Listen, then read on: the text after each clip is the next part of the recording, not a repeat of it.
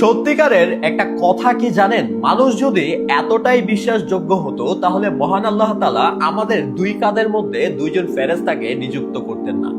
মানুষকে কখনো অন্ধ বিশ্বাস করতে যাবে না। অন্ধ বিশ্বাস করলে একমাত্র আপনি আপনার সৃষ্টিকর্তাকেই করতে পারেন।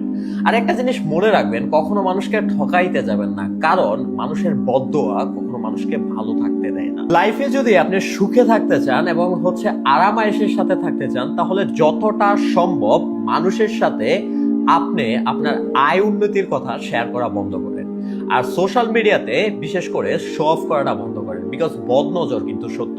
আল্লাহ রাসূল সাল্লাল্লাহু আলাইহি সাল্লাম বলে যে বদনজর এমন জিনিস যে একজন জীবন্ত মানুষকে কবর পর্যন্ত এবং জীবন্ত একটা উটকে রান্নার পাতিল পর্যন্ত পৌঁছে দিতে পারে। আমাদের মধ্যে অনেকেই আছে যারা বিভিন্ন জিনিস নিয়ে সোশ্যাল মিডিয়াতে শো অফ বা ফুটানি করে বলতে পারেন, এর বদলতে বদনজরের শিকার হয়। পরবর্তীতে দেখা যায় আপনি একটা গাড়ি কিনলেন, গাড়ি দুর্ঘটনা বা অ্যাক্সিডেন্টের শিকার হলেন, আপনি একটা ভালো ফোন কিনে সোশ্যাল মিডিয়াতে শেয়ার করলেন, ওই ফোনটা হয়তো আপনার ডিসপ্লে চলে গেল বা হাত থেকে পড়ে গেল, আপনি হয়তো কোনো একটা জায়গায় ঘুরতে গেলেন, ঘুরতে গিয়ে বিপদে পড়ে গেলেন।